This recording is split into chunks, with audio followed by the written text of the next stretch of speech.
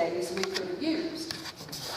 We're all familiar with the gospel reading in Luke 10, which tells the tale of two sisters, dear friends of Jesus, along with their brother Lazarus, who isn't given a word to say in either Luke's gospel or John's. The girls do all the talking.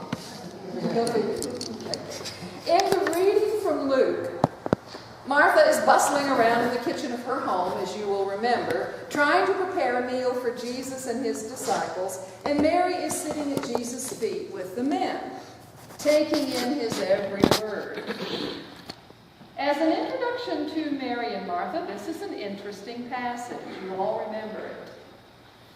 It has also led to a stereotype of Martha as the epitome of the active servant, and Mary as a model of contemplative life.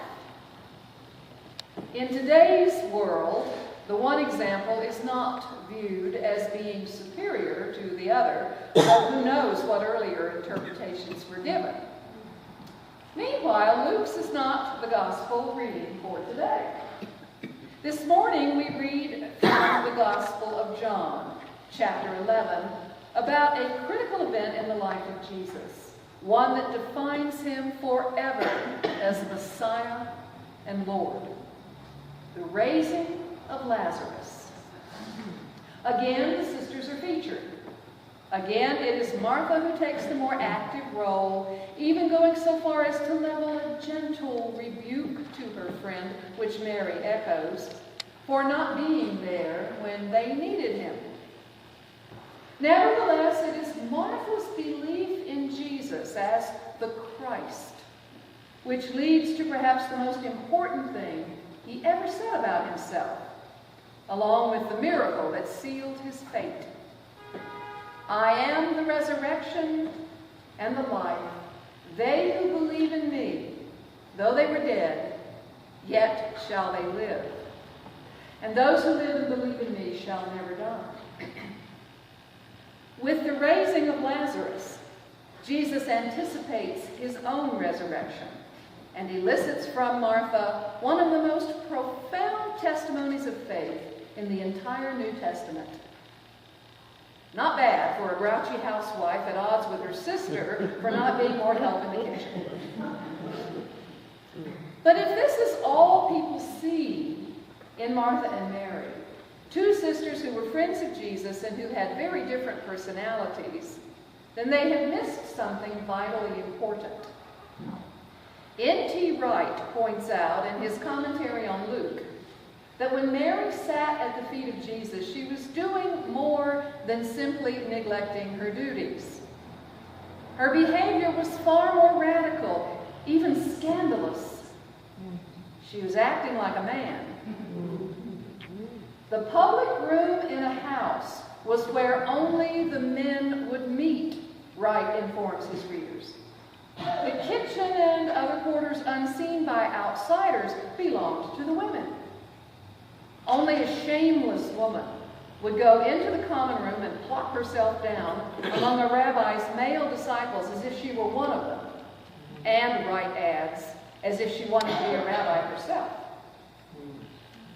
That is Bishop Wright's take on Luke's gospel passage, and it seems to be corroborated by the events following the raising of Lazarus, once again in John's gospel.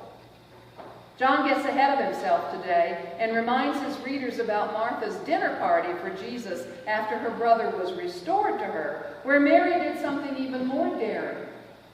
She anointed her Lord's feet with ointment and wiped them with her hair in front of God and everybody. Another shameless act of pure love and devotion. It certainly made an impression on John. And on the other disciples, as you might recall, Mary was getting quite a reputation. Our theme for this Daughters' Assembly is, we are one in the Spirit and we serve. Yes, we do, in a variety of ways. Mary and Martha give us all an example of hospitality that expresses itself through a number of actions. Martha made Jesus' life more comfortable, providing him and his disciples a place of refuge and a place of rest, a place where love and friendship gave Jesus a break from the hostility he often encountered in his ministry and from the incessant demands of the crowd, for whom his compassion was inexhaustible. But while he was with us on this earth, his body was not inexhaustible. His mind and spirit needed refreshment too. He found these in prayer, and he also found them through the ministry and friendship of Martha and her brother and sister.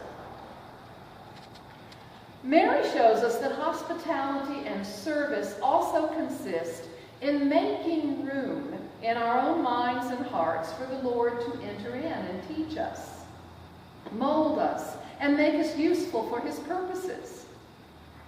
This is more than action versus contemplation, or even action balanced by contemplation.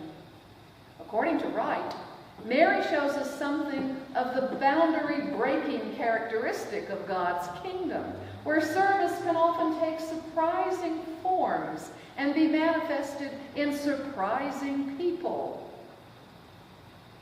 As daughters of the King, we are often called upon to do things we never thought we could do, things we are not even sure we should do. But part of our motto is, what I can do, I ought to do. What I ought to do, by the grace of God, I will do. The key, of course, is discerning what God is calling us to do, how God is calling us to serve. And so the conclusion of that is, Lord, what will you have me do? That question always brings us back to prayer, as Marilyn pointed out to us last night. And it involves something else, too. It involves listening to the Spirit as the Lord speaks to us through our fellow disciples and through the Scriptures. And in the Christian Scriptures, we cannot find better examples of service in its many facets than Mary, Martha, and Lazarus of Bethany. Amen. Amen.